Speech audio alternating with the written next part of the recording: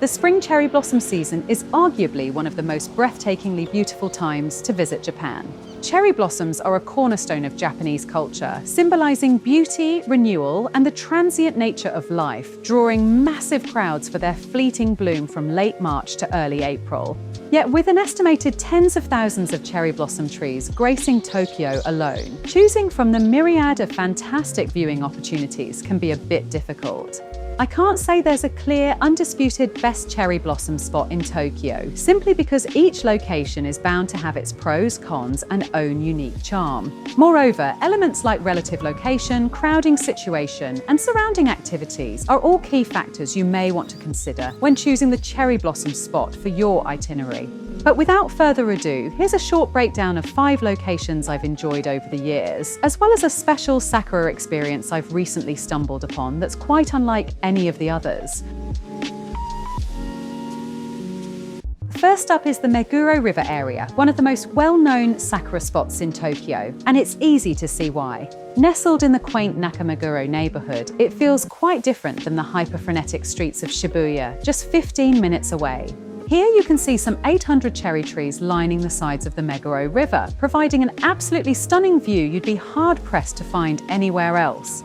A delightful promenade runs along the river, with shops, restaurants, cafes, and even seasonal food stalls. This makes for a fantastically pleasant daytime stroll, made especially convenient if you're planning to partake in any of the nearby food options. Shibuya being so close, only 15 minutes away, also adds a nice touch of convenience and accessibility to this location.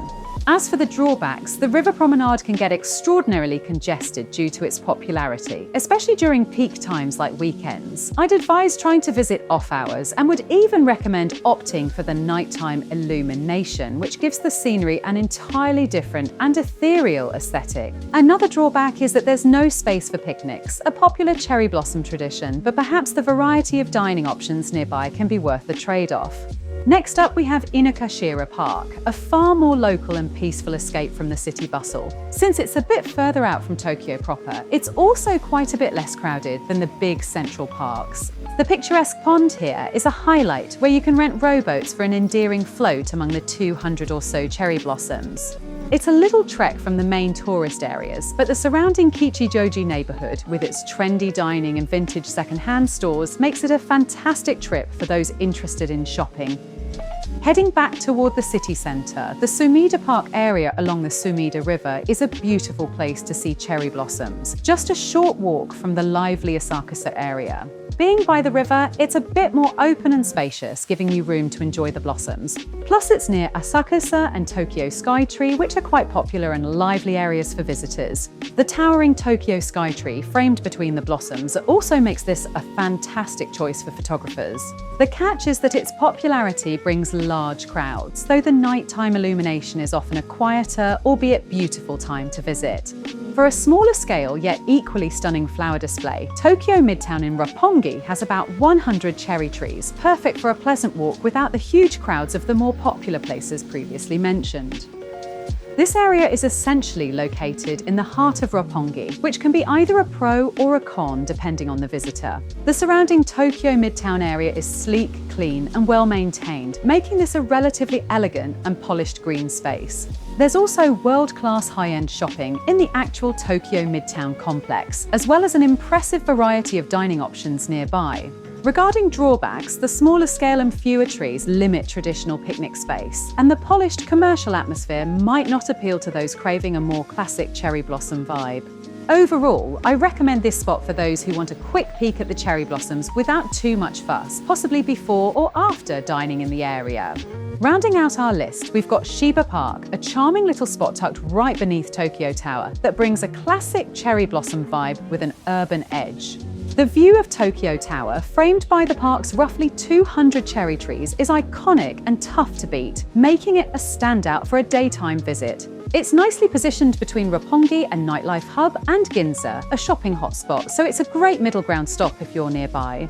The main drawbacks here are around the park's smaller size, meaning fewer trees and less space for big picnics. But for a quick grassy getaway that's not too far from the city centre, this location is a great choice. And while I said Shiba Park would round out this list, I'd be remiss to not at least mention Ueno Park, one of Tokyo's most popular and visited viewing spots. With over 800 cherry trees, it's got a substantial amount of blossoms to take in, and being right at the station makes it extraordinarily convenient to access from central Tokyo. If you're into the buzz of gatherings and picnics, it's likely the most lively scene with plenty of people enjoying the space under the trees. However, the trade-off is the sheer number of visitors. Millions show up during peak season, which turns it into a noisy, crowded place that's not ideal if you're looking for peace. Personally, it's not a spot I particularly enjoy, but it could potentially fit into your itinerary if you're unbothered by crowds. And lastly, as I said in the beginning of the video, this gem of a spot I've recently stumbled upon deserves mention for being truly unique.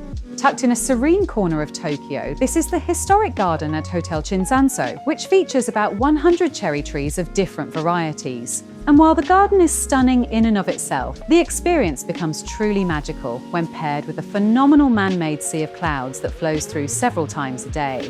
While it's a bit less centrally located, it's a fantastic find if you're after something different. You can wander the grounds or take it in from the hotel's elegant dining areas with blossoms from mid-February to April, thanks to their mix of trees. So there you have it. While it's impossible to cover all of Tokyo's countless cherry blossom spots, I hope this list serves as a starting point in helping you find and explore what you'd like for your spring itinerary. Thanks so much for watching, and hope to see you soon in the coming videos, where I'll be covering a few cherry blossom spots in Kyoto and Osaka. Until then, cheers!